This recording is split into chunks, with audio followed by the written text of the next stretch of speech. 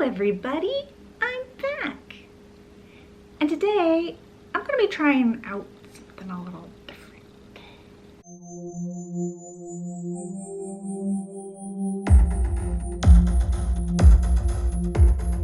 If you're new here, welcome to my channel and welcome to the Cute Life.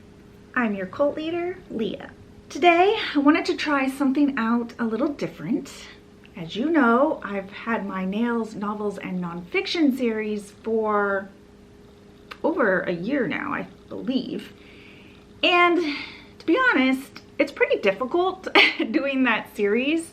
Not only is there a lot of prep work, reading the book, making notes, really making sure that I have the story solidified in my mind, trying to do my nails while talking about the story, operating 2 cameras. It can get just very daunting and difficult because I do these completely by myself.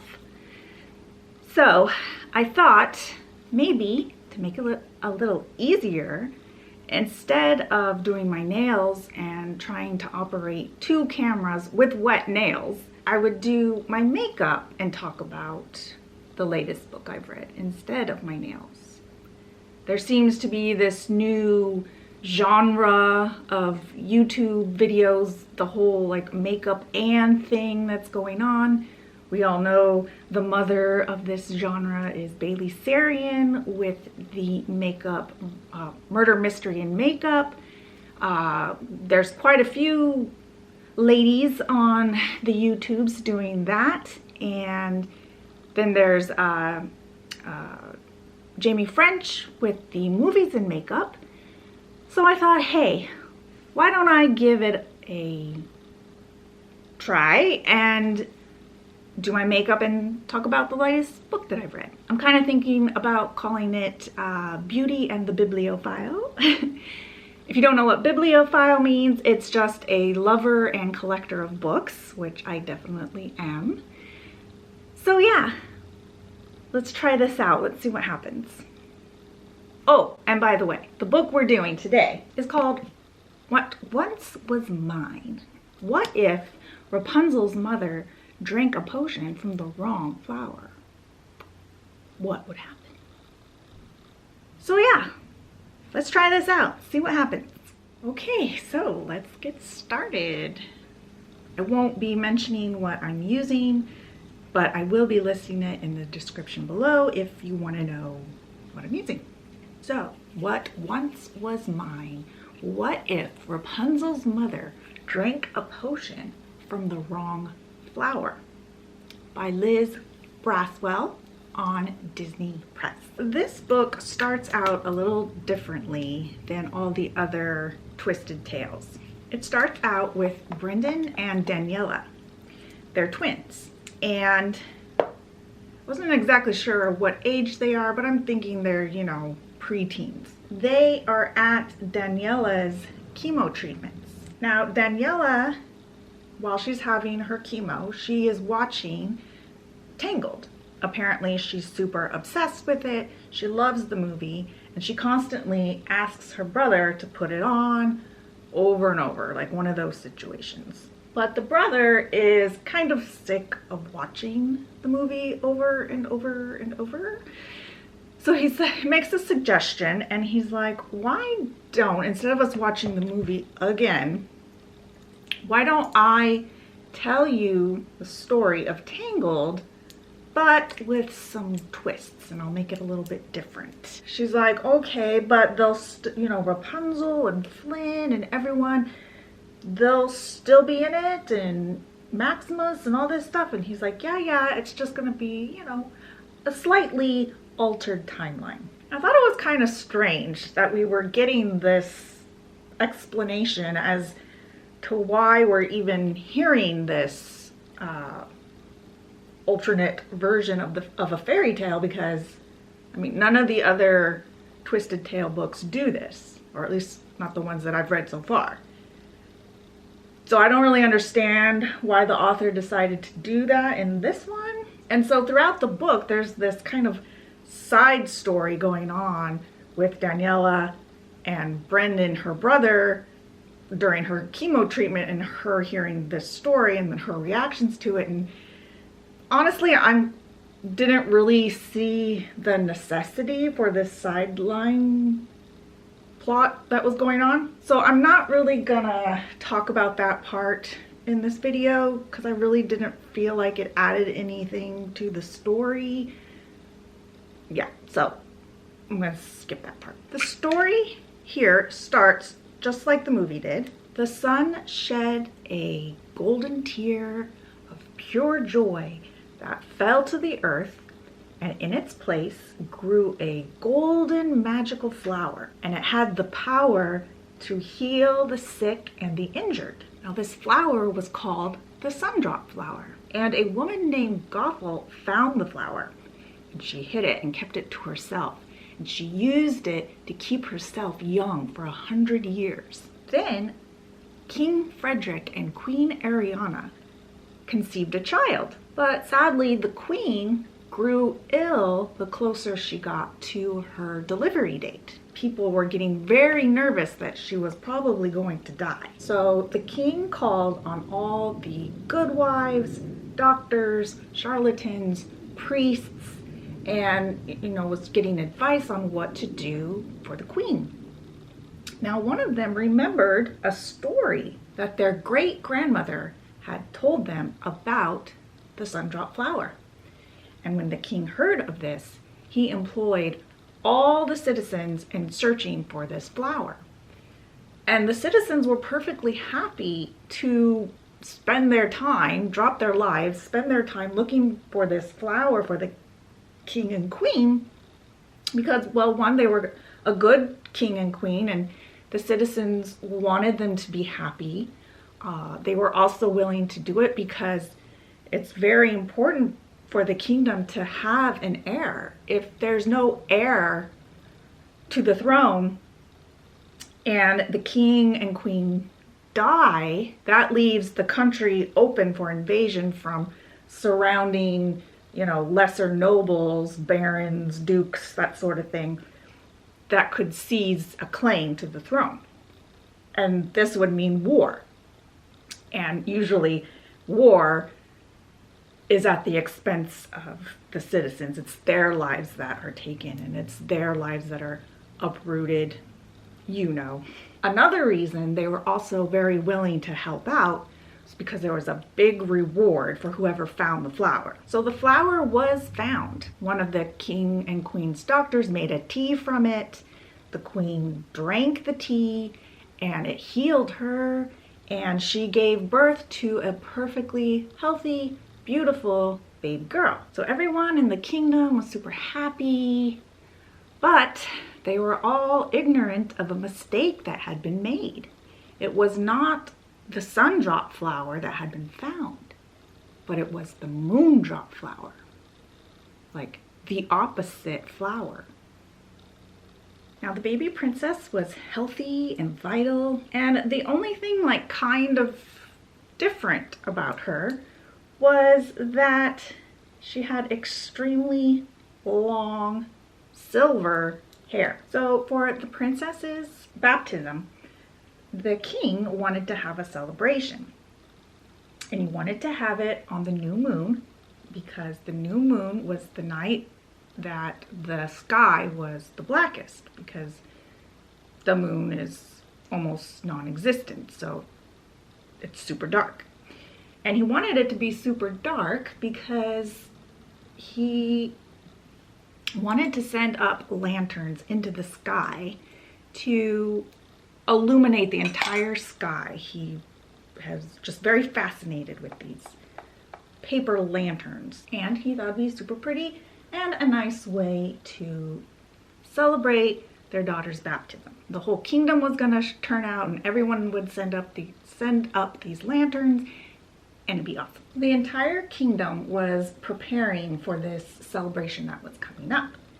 And that evening, they were getting Rapunzel ready, and they were putting her in her christening gown, and one of the maids that was helping take care of Rapunzel was combing out her hair because her hair was already so long and it would very easily get all tangled up. So she's trying to brush out these little knots. So the main nurse, her name was Nana Bess, she was holding Rapunzel, and one of the other maids was combing out her hair. And the king and queen were there looking on. Everyone's, fussing about the baby. The maiden who was brushing her hair may have tugged a little too hard on the knot. That was kind of difficult to get out. And Rapunzel, she's an infant, so they cry. And she let out this kind of very loud baby cry that everybody hates. So she lets out this cry and her face turns beet red. And then the maid that's combing her hair drops dead. Just like keels over. Now everyone in the room is like stunned. They don't know what happened. They don't know what to do. So of course the castle physician is called immediately. So is the castle priest. So the only ones in the room are them, the king and queen, and like one guard. Now the physician comes to the conclusion that it's just a very unhappy coincidence that she had some sort of heart attack or brain aneurysm and just died. But the priest said that this was the devil's work, and that's what you get for using, witchery and magic potions to solve your problems instead of the word of God. Then the guard that was in the room, his name is Justin Tresberg. His fellow soldiers know him as Maximus because he's very tall. He pointed out that Nana Bess was holding the baby and that the maid combing her hair was only touching her hair.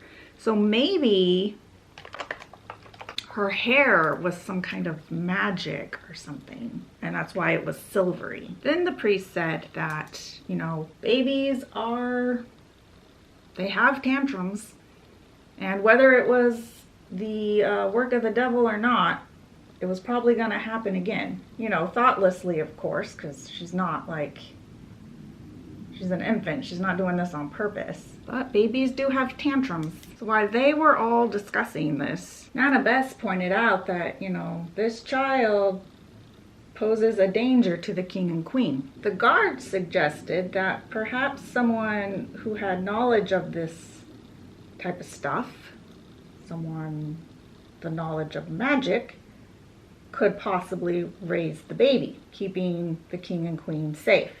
But of course, the queen was like, no, this is my baby.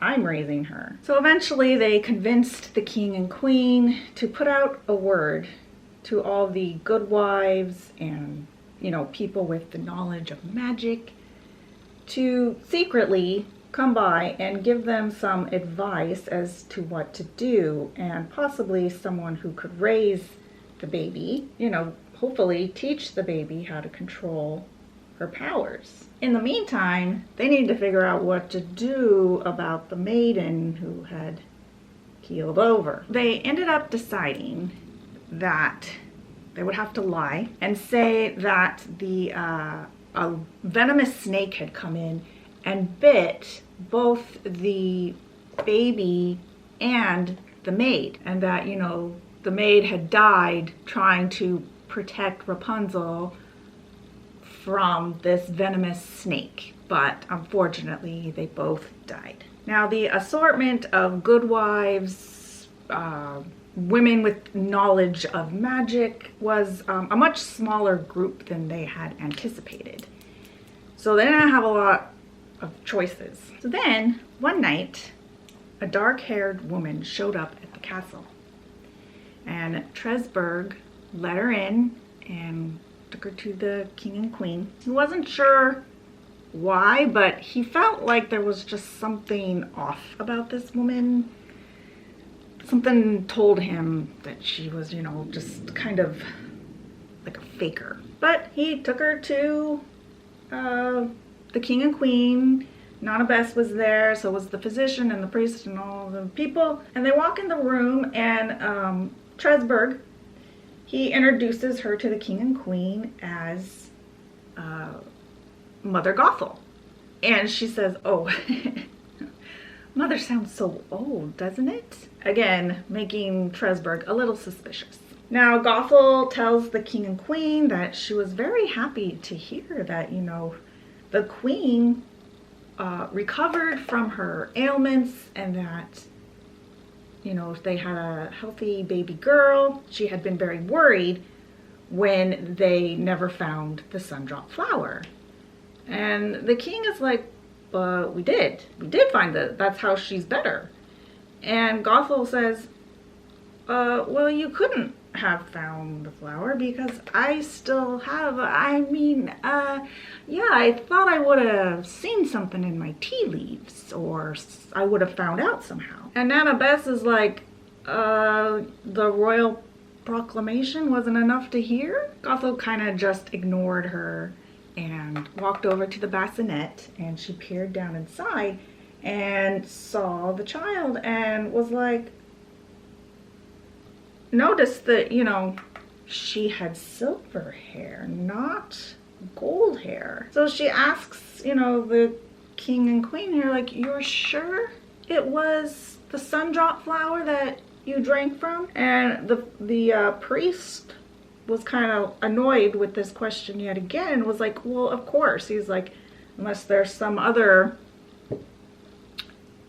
shiny flower out there somewhere. So then the king tells Mother Gothel the whole situation, why she's even there. As he's telling her all this, Gothel is, you know, looking down at the baby, and she's thinking to herself, you know, this little baby is probably a lot more powerful than they even know, and would probably make a very nice little weapon in the right or wrong hands. So Gothel told them that she was good with children and that she had a lot of knowledge of this kind of magic, and that she would be a good person to raise Rapunzel and to keep her safe and to keep others safe from Rapunzel until she learned how to control her powers. She also mentioned, of course, that, you know, this was quite a dangerous undertaking for anybody, and she would need to know that, you know, her family would be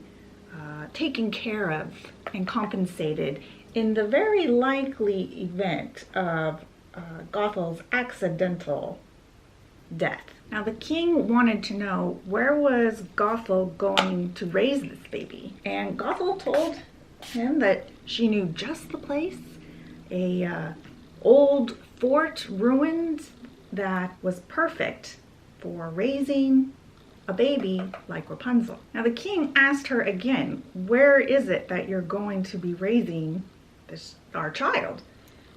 And Gothel told him that she thought it was best not to tell him, since, you know, kidnappings and ransoms were pretty commonplace with nobles' children. So the king and queen made arrangements that night for Gothel to take Rapunzel. The next day, they made the story public of what happened with Rapunzel and the maid, that the maid had died trying to save Rapunzel from a venomous snake. And they celebrated her as a hero, and then a few days later, they had a memorial for Rapunzel by letting up the lanterns into the sky like they had planned to do to celebrate her baptism. So all who had been in the room were sworn to secrecy, and the entire kingdom mourned for a fortnight. What's a fortnight? I keep hearing that term in a lot of things. I don't really know what it is. Is it like 2 days from now? Maybe I should look it up. What is a fortnight? Oh, it's 2 weeks. Why? That doesn't make sense. Huh. Used after the name of a day to indicate that something will take place 2 weeks after that day. Anyway, so they mourned for that long. They had their celebration to commemorate the princess's death, And then, you know, everyone went on with their lives, I suppose. So not too long after all this happened, there was a knock at the castle gate one night. And it was a little old lady. And she told the guard at the door that, you know, she was here about the baby. And the guard didn't know what the heck she was talking about. So he went and he got his supervisor. Now his supervisor was Tresberg. He'd gotten promoted for his quick thinking at the baby situation. So he took this little old lady into a side room where they could speak and nobody would hear them. So he told her, you know, this crisis is over. We took care of this a while ago. Why is it that you're just now getting here? And she told him it was because, you know, she lived very deep in the forest and that it took her a lot longer to get there than she had expected. But since she was there, could he just like go ahead and, you know, tell her what this was all about? So Tresberg told her everything. And when she heard all this, she was like, yeah, that is not the mark of the sun-drop flower. And that's not the power that the sun-drop flower would have produced. It sounds like to me this was the moon-drop flower that the queen must have drank from. Now Tresberg was like, well, crap. What do I do now? Obviously a very terrible mistake had been made, but you know, what was done was done. He knew that telling this to the king and queen would just like upset them, and you know, it had kind of already been taken care of. And you know, Gothel seemed like a good enough caretaker, so it's kind of wrapped up, so let's just leave it wrapped up. So the old woman said, well, I guess there's nothing for me to do here. I might as well be on my way. And Tresberg, you know, being a nice guy, he was like, well, you know, do you want some soup or something to eat before you head out? And she was like, oh yeah, that'd be great. So he makes her some soup. She has it. She thanks him. And then she asks him if she can keep the spoon. And he thinks this is an odd request, but sure. Yeah, sure. Who cares if she takes the spoon? So then years pass by. And now we are with Rapunzel. And she's in her tower. And she's thinking to herself that she's very excited because her birthday is coming up. Now, she only even knew about birthdays because she read about them in a book. But she knew it was her 19th birthday, which is, I find kind of strange, or at least I did when I was first reading this. I was like, 19th birthday? In the movie, she's turning 18. I was like, why is this a year later than the movie? But we'll find out. So it's early in the morning, and Rapunzel's thinking about her birthday. And then she's like, you know what, I gotta get my day going here. So let's get out of bed and get going. So she hops out of bed, and as she's moving around, doing her thing, she can hear the little jingly sounds of all these little charms and stuff that she's got wrapped up in her hair. She's got all this hair, and it's braided and bond and all just kind of like wrapped up with these little charms and trinkets tied up in it. Now she had done this because she had done some reading about magic, and she thought these little charms and stuff would kind of control her magic and keep her and other people safe. She actually read a lot about a lot of stuff, and including astronomy. And she had quite the knowledge of the stars.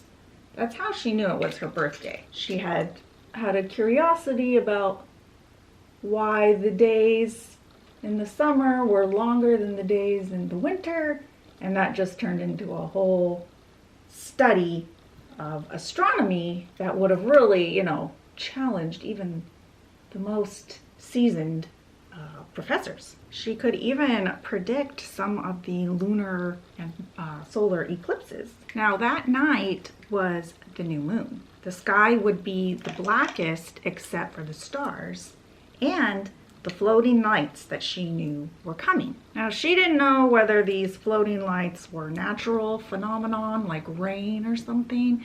She only knew that they showed up at the same time every year and that she had decided that this was her birthday. She had also decided that she wanted to go see the floating lights for herself this year. Now, towards the end of the day, all of a sudden she heard, "Rapunzel, Rapunzel, let down your hair." Now, something I had always wondered when watching this movie was, where does Gothel go all the time? She doesn't seem to be with her adopted daughter very much. Where's she always going?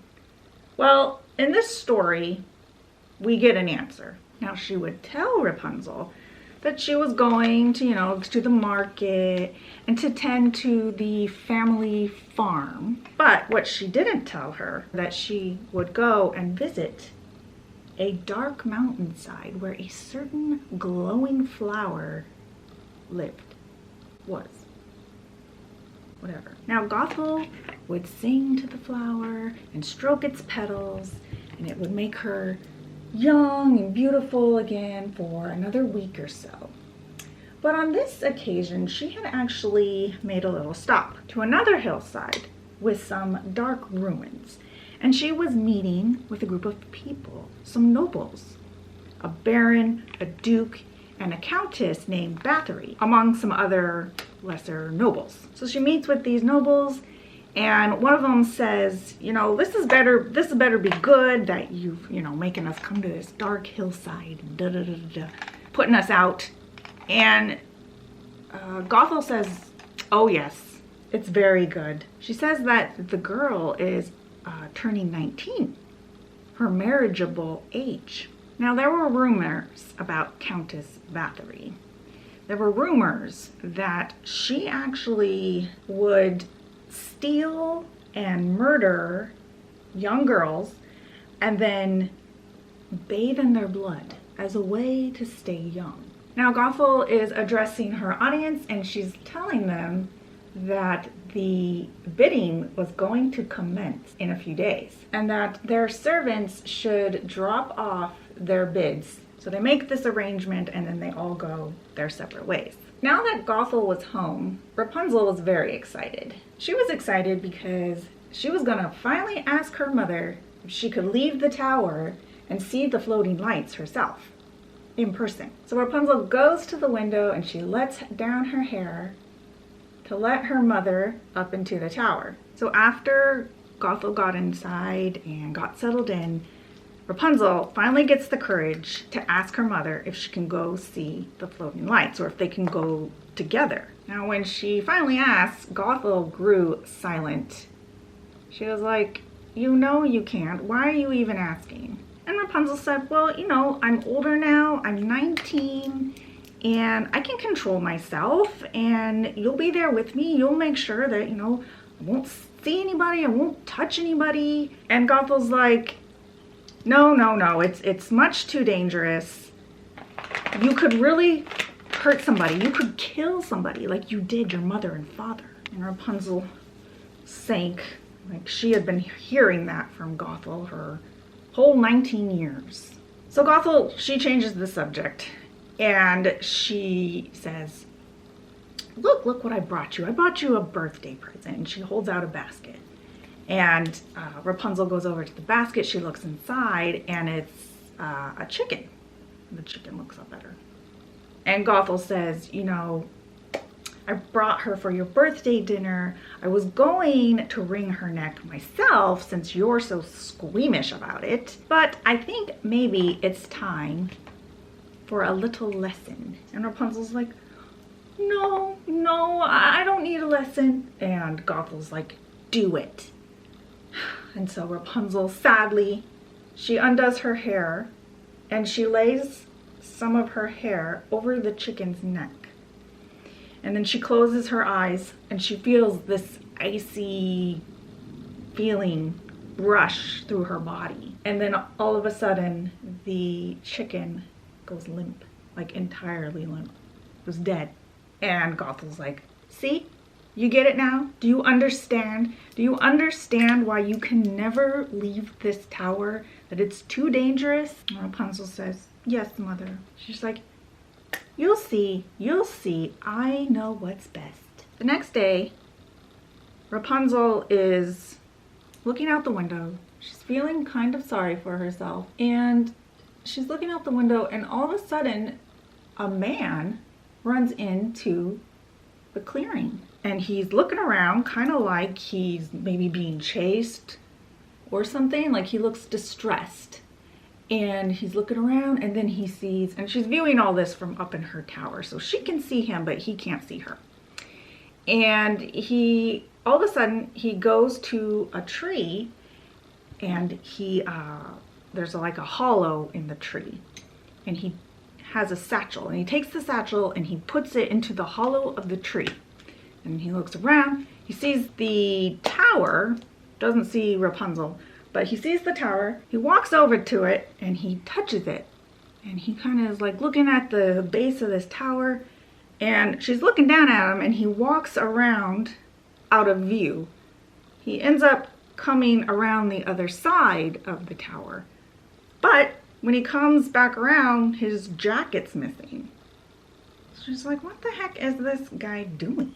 So finally he like runs off. He runs out of the clearing without his satchel. This is driving Rapunzel nuts. She is so curious as to what he put into the tree hollow. She needed to know so bad, and she was like, oh my gosh, this is so exciting. She's like, this is like the perfect birthday present. So she waited for Gothel to leave, and when she did, she was like, I need to know so bad what is in that satchel that I'm willing to finally disobey my mother and go out into the world, to leave the tower. So she ties her hair to some sort of anchor point inside the tower, climbs down the side of the tower. Once she gets out there, her toes touch the grass, and she's like, oh my god, this feels amazing.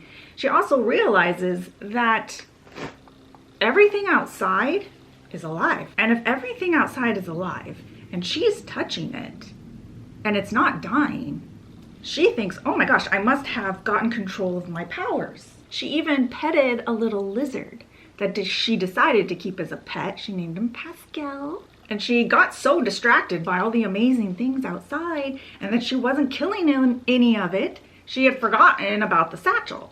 Finally she remembers. She runs over to where the satchel is hidden in the tree, and she's like, okay. She was just gonna grab the satchel, look inside, put it back, and run back to the tower. She grabs the satchel and she runs back to the tower with it. Crawls back up inside. She opens the satchel, and there is a gorgeous crown inside. Okay, I'm done with my makeup. That didn't take me nearly as long as the story I have to tell.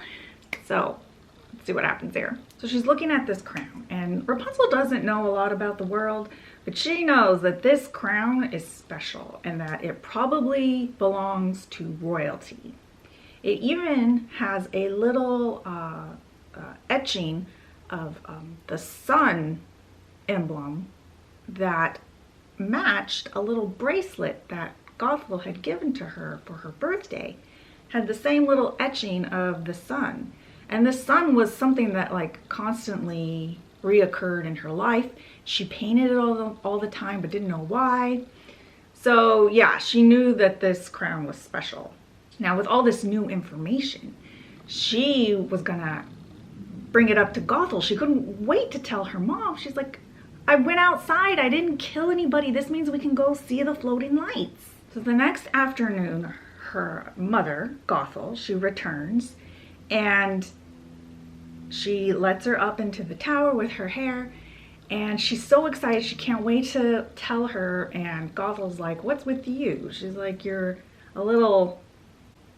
She tells Gothel, oh, I have exciting news. I can't wait to tell you. You'll never guess what happened.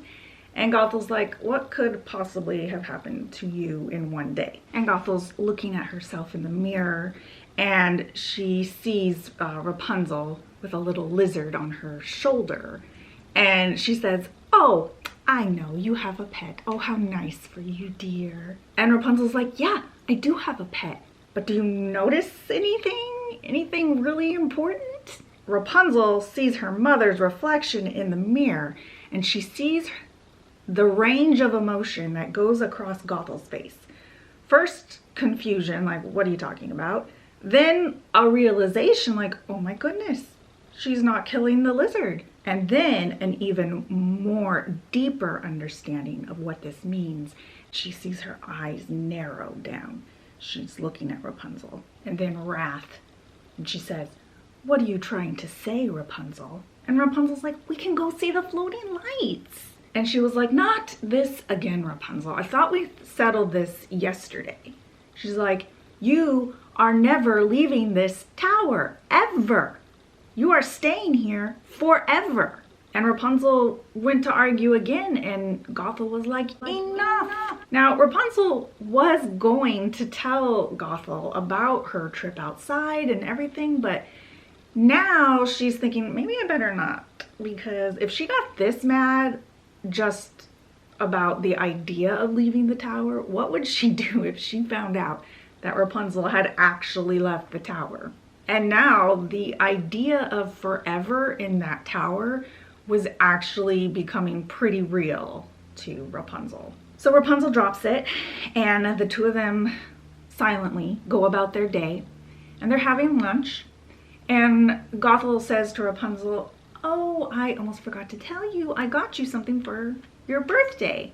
And she pulls out a piece of parchment and gives it to Rapunzel. Rapunzel unravels it.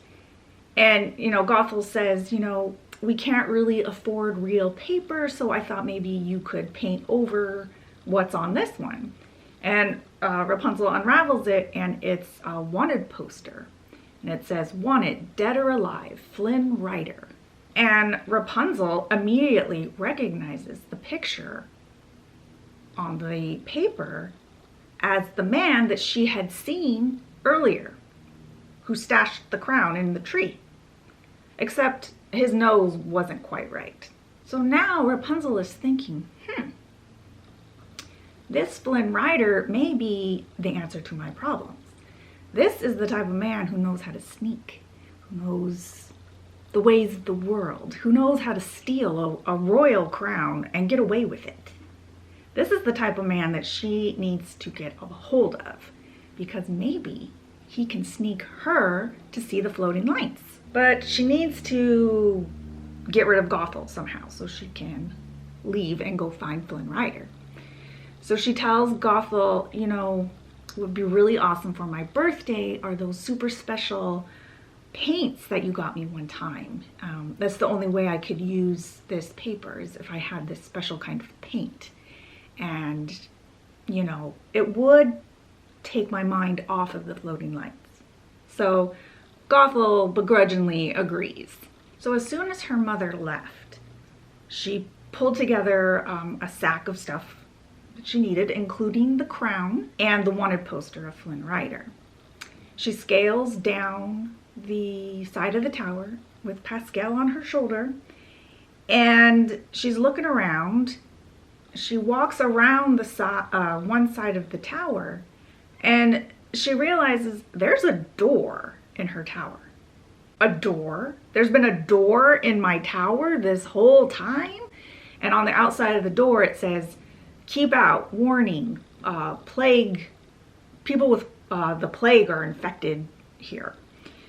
And she notices that Flynn Rider's jacket was like shoved in between the door and the door jamb. Like he had shoved it in there. That's why when he came around the other side, the jacket was missing. He shoved it in the door. She's thinking he did this in case whoever was after him thought maybe he went through the door and the jacket got caught. But they wouldn't want to continue their pursuit if he went into a tower with a bunch of plague victims inside.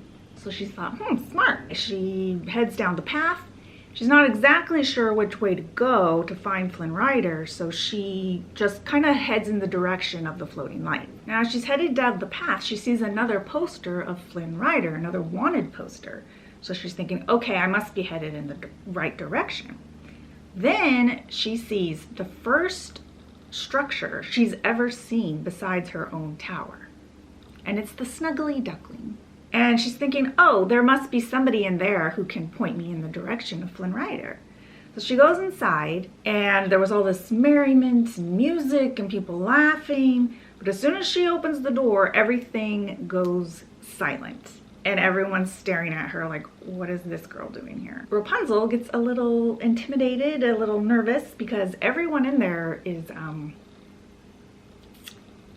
unsavory looking.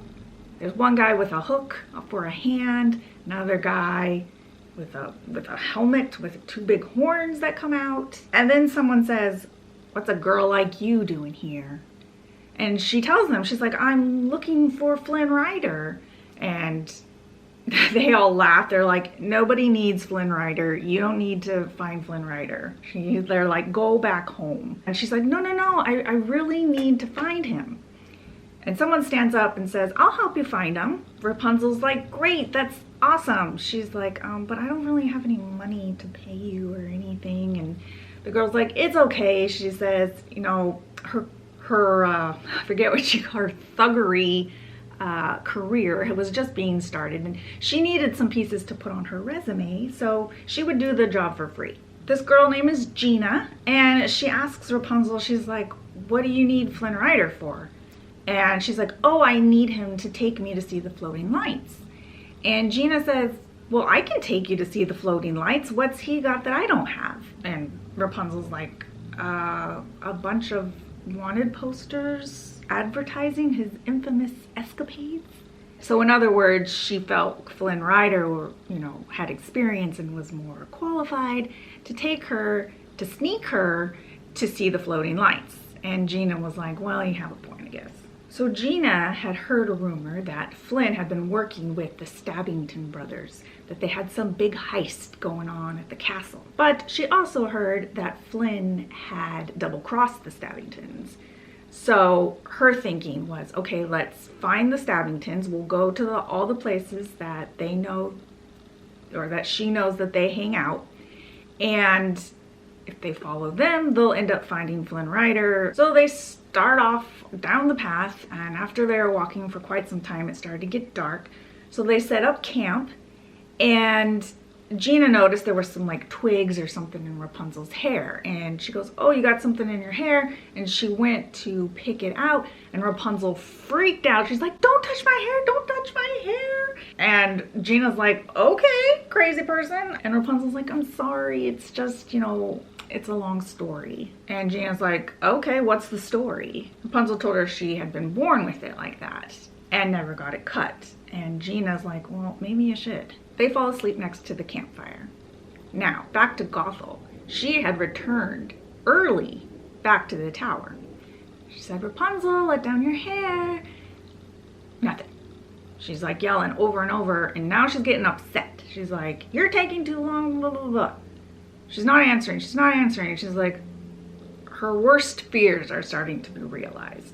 So she goes to the door, and she opens the door and sees the jacket. And she's like, are you kidding me? Does she have a man up in her room? And she's getting all pissed about that. So she goes running up into the tower, and she bursts out into the tower proper, and she's like, show yourselves. And she realizes there's nobody there. Rapunzel was gone. The next morning, Gina and Rapunzel are continuing down the path, and they're talking, kind of like about their childhoods and stuff, and Rapunzel's not being completely truthful about her past. But anyway, they're talking, and all of a sudden they hear like screaming coming out of the forest. And Gina's like, do you hear that? She's like, that's Flynn Rider. She's like, you stop Flynn Rider and I'll deal with the Stabbingtons.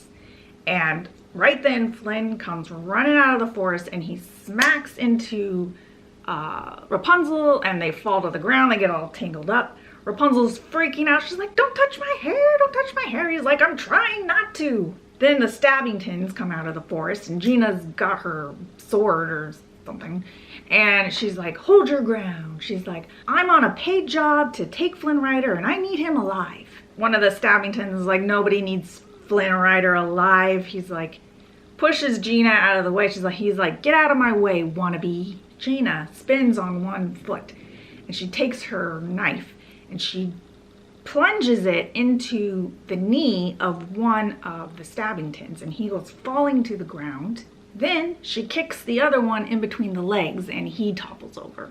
And then Gina, Rapunzel, and Flynn all go running off. They're running and Flynn's like, so where are we headed? And Gina says, the burrows. Apparently it was a great place to hide. So they get to the burrows and they kind of set up a little camp. They're hiding out and Flynn is like, okay, what's the story? What's going on here?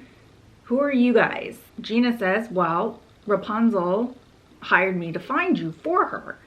And he's like, okay, Silverlocks. He's like, what did you need me for? And she tells him, she's like, I need you to take me to see the floating lights. And he's like, why do I have to take you? He's like, Gina can take you. He's like, besides, I'm a little busy. I got some stuff going on. And basically, Rapunzel blackmails Flynn and she tells him that she has his crown and that if he wants it back, he needs to take her to see the floating lights and then return her back home to her tower. So Flynn's is like, fine, I'll take you. He's like, but I'm only doing this because my life is in danger and I really need that crown. And Gina says, and I get a share. And he's like, why do you get a share? And she tells him, well, I brought Rapunzel to you and I saved your life from the Stabbingtons. And he's like, fine. So they're headed down the road again. And Flynn asks Rapunzel, he's like, why do you need to see these floating lights so badly? And she's like, you know, I don't really know. She's like, it's just the only thing I've ever really wanted in life. He's like, really? That's all you've ever wanted? And she's like, well, yeah. But now that I've left my tower and she's like, and it seems like I'm gonna get the, you know, my dream of seeing the floating lights, but then what?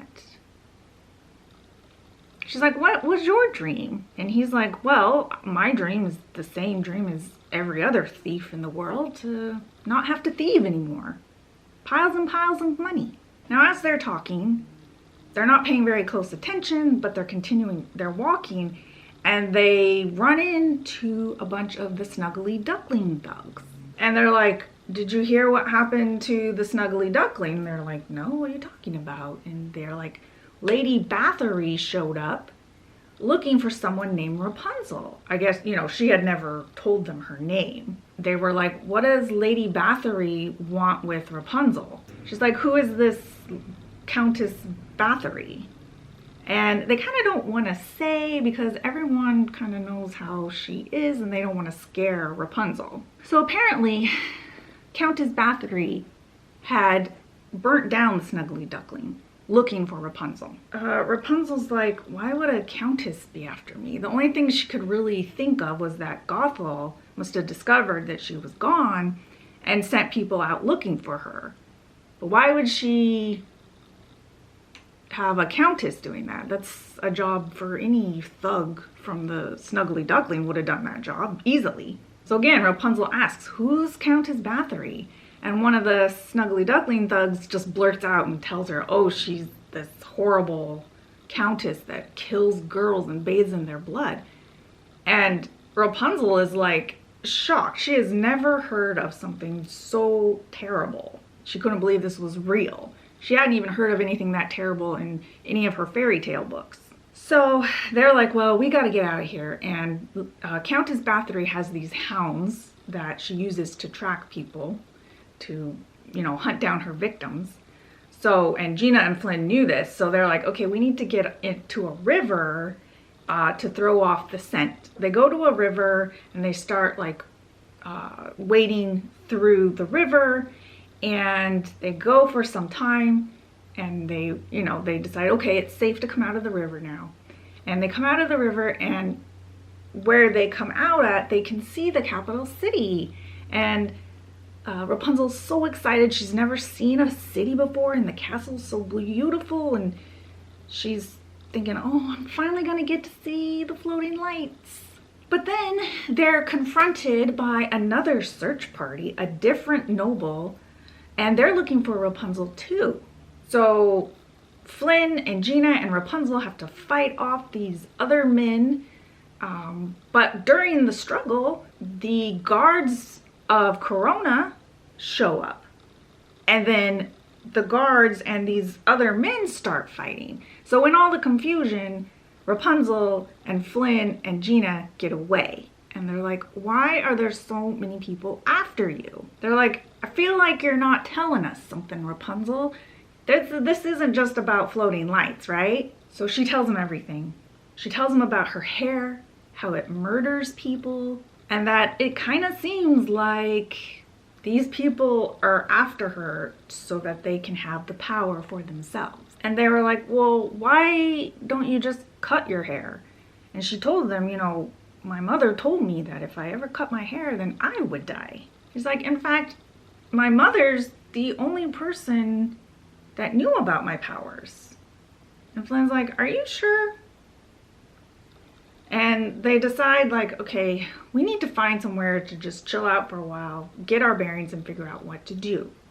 So Gina suggests that they go to her mother's house, that her mother is a witch, and that if they go to her house, she'll be able to protect them, keep them hidden with a spell or something. And she might be able to help Rapunzel with her hair issue. So they start to trek deep into the forest, and they finally come upon a little cottage. Super cute little cottage. Rapunzel thought it was so adorable.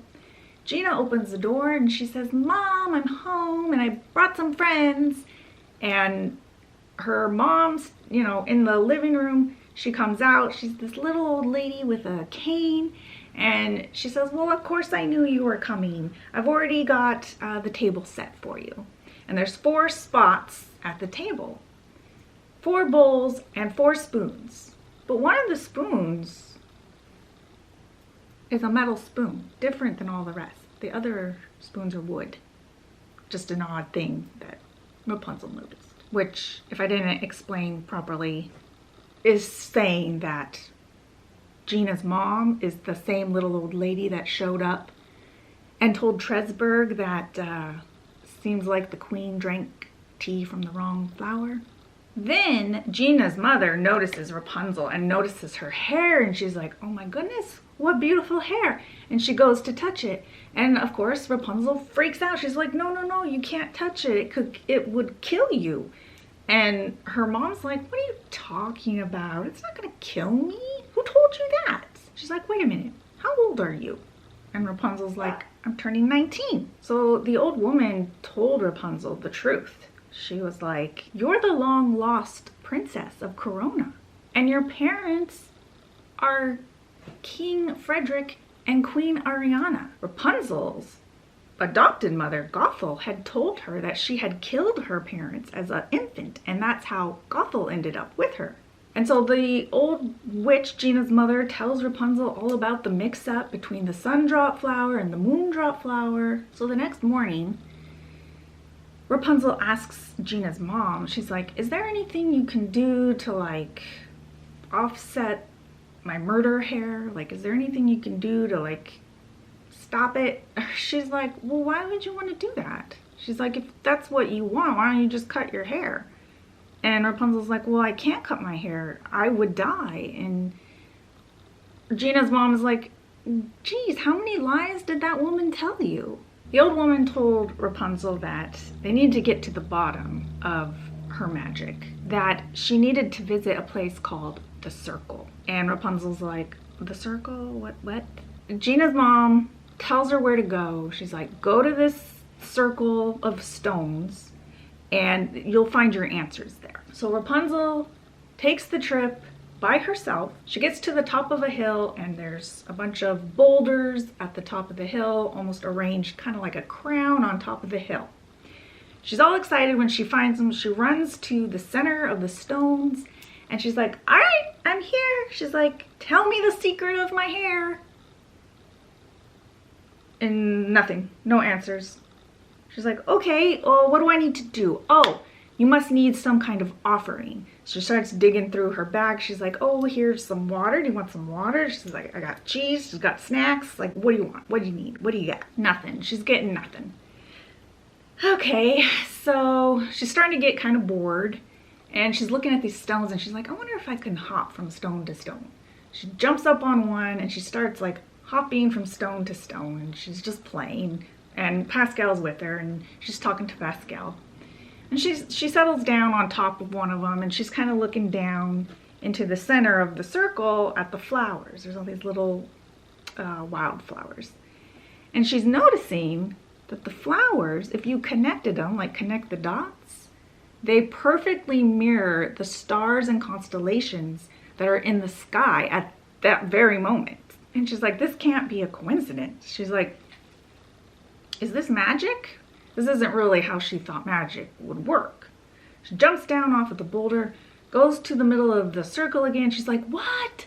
What do you want? Tell me. Her hair then starts to glow and sparkle. And Pascal's looking at it and he like gets real close and he kind of sniffing it with his nose and then touches the hair and he suddenly transforms.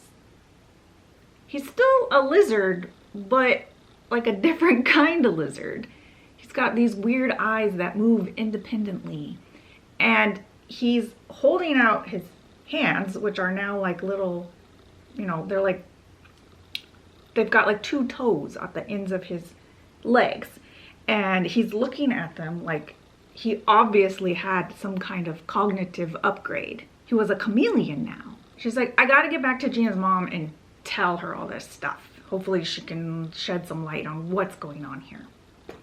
She's walking home and she's wondering, she's like, you know, I can't help but like notice. She's like, kind of funny how, you know, herself, a girl, her mother, Gothel, a mother, and the good wife, a crone, how it was kind of funny. They were all at, you know, different phases in their lives. Kind of like the ancient goddesses, or like the moon, or like life in general. It didn't really feel like an accident. I just had to mention this part because it kind of ties into Cute Cult Collective. If you notice, the logo is the triple crescent moon, which represents the maiden, the mother, and the crone. I just thought it was interesting how connected there. So anyway, she gets back. Flynn comes running up to her and throws his arms around her. And he's like, I was worried about you. I'm so glad you're home. She was like, oh. Then she tells Flynn and Gina and her mother everything that happened with Pascal, how her hair is definitely moon magic. So it solidified the theory that her magic came from the moon drop flower, not the sun drop flower. So Gina's mom explains that if her powers were from the sun drop flower, this would have been a little easier. The power of the sun is to heal. The moon, it's a little more complicated. It goes in phases. So if the moon goes in phases, that means her magic goes in phases. And it's going to, her magic and what she can do is going to depend on what phase the moon is in. So Rapunzel needed to start really tracking the moon and what kind of things she can do with her magic and start keeping track. And again, she did the math to make sure that when she was a baby and she had accidentally killed the maid, that it had been a new moon, and it was. So on the new moon, when there's basically no moon, it's the exact opposite of the sun. So if the sun heals, then the new moon kills. And then there's all different types of variations of magic in between the full moon and the new moon. So the next morning, Rapunzel's doing some studying of the moon again, and Gina and Flynn decide to go round up one of these guys that were in the search party and question him about why they're all looking for Rapunzel. Now, Rapunzel had been studying very hard and she needed a little break. So she went out to the goat pen and kind of played with the goats and the animals. She loves animals. Then she comes back inside, and Flynn and Gina are back, and they have a man tied up to a chair. They had questioned him, but he wouldn't or couldn't tell them why all the lords were looking for Rapunzel. So Gina's mom makes some tea for this guy, and he drinks it, and then he gets all super drowsy, and they drag him back out into the forest and leave him there. Now, of course, they couldn't trust this guy once he came to, not to tell people where they were, so they needed to leave. Gina's mother's house was no longer safe. They decided that the next safest place, or probably an even safer place for Rapunzel, would be with her real parents. So they decided to head towards the castle. But on the road there, another search party shows up, and Gina and Flynn are like fighting these guys on horseback, and they tell Rapunzel to run, and she goes running, but then a bunch of hounds catch up to her and they knock her over, and she's trying to get away from these dogs, and then she feels her body lift up from the ground and be thrown over the front side of a horse. So some sort of guy on a horse had come and scooped up Rapunzel, and now they were running, trotting away. Rapunzel tried to summon her magic, but she couldn't concentrate because the horse was, jostling her head, and she just couldn't focus. Then the guy on the horse told Rapunzel that he was taking her to Countess Bathory. They came upon a black fortress type castle, and Rapunzel was taken to a room and told to wash up because Countess Bathory likes her girls clean. After a while, an attendant came and took Rapunzel into a dining area. They sat her at the table, and then Countess Bathory comes in and she says, well, we finally meet. And Rapunzel says, why am I here? She's like, why do you even want me? And Countess Bathory is like, are you daft? Your hair, it's magic. I'm going to rule all of Europe. And Rapunzel was like, well, my magic doesn't really work like that. And Countess Bathory is like, it better, or you're dead. She's like, I haven't had one of my baths in a while.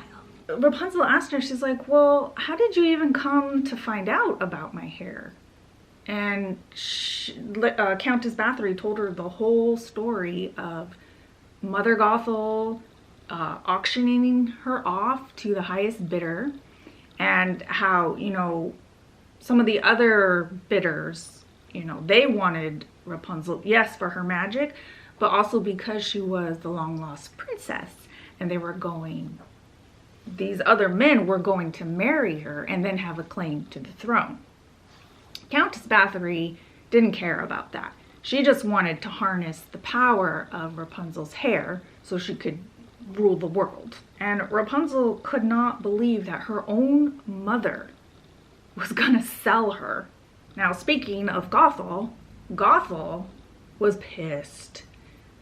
Rapunzel had ruined everything. Gothel was going to be rich after all this, and she had put in so much time and work into Rapunzel, and for her to just run away ruined everything. Gothel decided that she needed to get her back and continue on with the auction. She knew through rumors that Countess Bathory had Rapunzel. The only way to get through Countess Bathory's fortress was with an army.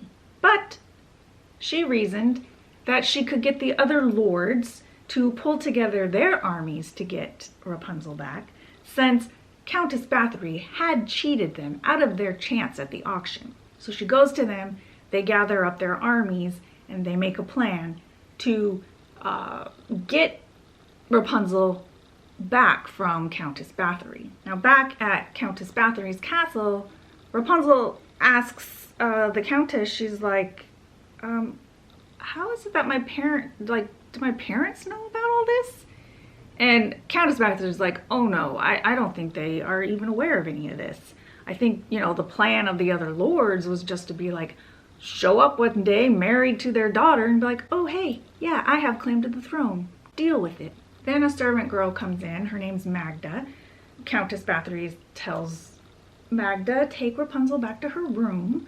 Oh, and Rapunzel, if you try to escape, yes, I will punish you, and it won't be pretty.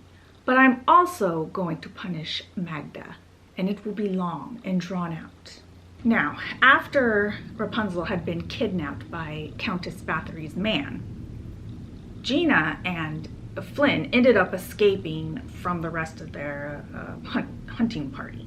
They got together some supplies, they figured out who the men were, so they knew Rapunzel had been taken to Countess Bathory's castle. So they gathered some supplies and they headed to her castle. On their way there, they ran into Tregsburg and his men, and they told him everything that was going on. So Tregsburg told one of his men that were with him, he's like, go back to the castle, tell Lieutenant so-and-so to form the army and to head towards Bathory's castle. And then Tregsburg, Gina, and Flynn headed to the castle to see what they could do while they're waiting for the army to come. And Tregsburg had arranged all this because he just had this feeling that this girl that they're telling him about with the silver hair that he had only ever seen one other time on that baby. So he's like, okay, this has to be the long lost princess. She's in trouble. Gothel obviously didn't live up to her side of the bargain. I gotta do something. Back at Bathory's castle, Rapunzel is locked up in a tower again, trapped in another tower. But all of a sudden, a little rock comes flying through her window. She picks it up and it says G and F. She's like, oh, my friends are here. So to signal back to them that she got their message that they were there, she flew her hair, like flung it out, undid it all, and put it out the window. So it was flowing out the window so that they could see where she was in the castle. Flynn, though, you know, he's falling in love with Rapunzel, so he's like, I gotta get in that castle. I can't wait for the army to show up. I gotta go. So Gina and Tregsburg just let him go and let him try to find Rapunzel, sneak in. But as soon as he got into the castle, he got caught. Then a huge group of horsemen with weapons, and they show up at the castle. And it's not Tregsburg's men yet. This is another group. It's the amassed armies of all the other lords, the ones that Gothel had gotten together. And they're yelling up at Bathory to let the girl go, that she didn't play fair with the auction. So Bathory shows up in Rapunzel's tower, and she's like, okay girl, it's time to do your thing. And she's like, oh yeah, and by the way, if you don't do it, we're gonna kill your boyfriend. And they show Rapunzel that they had captured Flynn. So now Rapunzel and Flynn are trapped in the tower, along with a guard who's making sure they're not trying to escape. And this is when Flynn decides to tell Rapunzel the truth about his past, how his name is not Flynn Rider. It's actually Eugene Fritz Herbert, and that he had made up this character in his head to become, so that he could, you know, become a different person. And of course, Rapunzel, she's falling in love with him too, and she's like, you know, I like Eugene better instead of Flynn Rider. So Bathory's men and all the other lords' armies are fighting, and Bathory's like, okay girl, come on, let's do this. Rapunzel tries. She like tries to focus on the moon and try to summon some kind of magic from her hair, but nothing's happening. And Bathory's frustrated, so she's like, okay, throw him over the edge, out the window of her tower, where he would fall to his death, Flynn. But Flynn somehow had gotten untied, and he like just went for the guards. He hit one in the face and one in the groin, and they both went down. And they knocked over Bathory. Then, all of a sudden, Rapunzel's hair starts to glow again. And all these weird things start to happen. Perspective starts to change, and where there's illumination, there's shadow, and where there's shadows, there's illumination, and everything just feels really weird. Rapunzel has this feeling like she knows what the magic is trying to do. It's trying to transform the castle, bring it down. And she knows they better not be in there when that happens. So she grabs Flynn, she grabs the servant girl, Magda was in the room, and they push past the guard and Bathory, and they start running down a stone stairway. And all of a sudden, you know, the inner wall is on one side of them, and then in the next second, it's now an outer wall, and it's on this other side of them. So now they're outside of the castle all of a sudden. They make it down to the ground, and then they hear somebody yell from the battlefield, "It's Rapunzel, get her!" And it's, you know, it's the other lord's army. They were after Rapunzel, and they're like, oh dang, there she is. And Rapunzel's starting to panic, she doesn't know what to do. And then all of a sudden she hears, "Rapunzel, come to me." And it's Gothel, and her arms are stretched out. "Come to mother, mother knows best." And Rapunzel did feel like an urge to like go to her mother, to like a familiar face for comfort. But something stopped her. Gothel's like, come on, hurry, they can see you. And Rapunzel's like, they, mother? Which they? The they that you sold me to? Or the sadistic monster who's gonna bathe in my blood? And Gothel starts coming up with all these excuses. She didn't know. She was just trying to do what was best for Rapunzel, secure a future for her. And Rapunzel's like, oh, stop. She was like, you are not my mother. You're a liar and you broke my heart. She's like, get out of my sight. I never want to see you again. And Gothel's like, oh, or what? And Rapunzel's like, did you forget I'm the long-lost princess? I have power now. And not just that, I have magical powers now. I've learned to control them. Rapunzel said to Gothel, she's like, never approach me again. And Gothel started to say something, and Rapunzel's like, what's that, mother? I couldn't hear you. The mumbling. And with that, Rapunzel turned around and walked off, and she never saw her mother again. Then, all of a sudden, Tregsburg's army shows up, and they capture Bathory, they bring her to justice. Mother Gothel was nowhere to be found, and neither was Captain Tregsburg all of a sudden.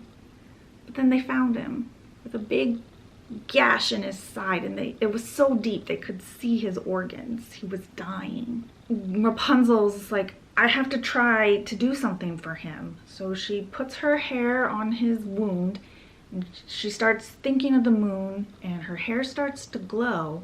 She's got her eyes closed, and when she opens them, standing in the place of where Tregsburg was lying, dying, is this beautiful, perfectly healthy stallion white horse.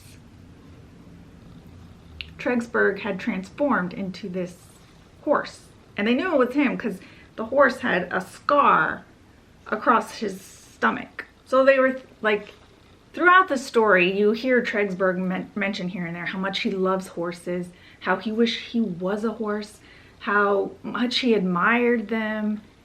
And the thinking here is that somehow between Rapunzel's magic and Tregsburg's own wishes, he turned into a horse, and that's how they saved his life.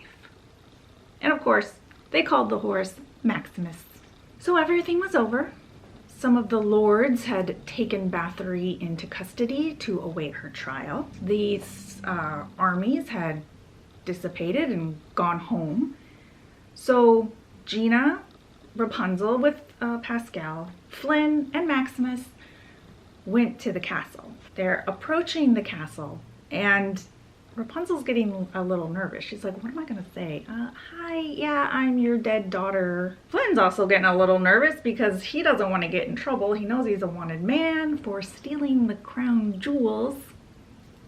So he's kind of like, well, okay, yeah, I guess we'll be seeing you. You know, you're a princess now. You can't really be seen hanging out with people like us.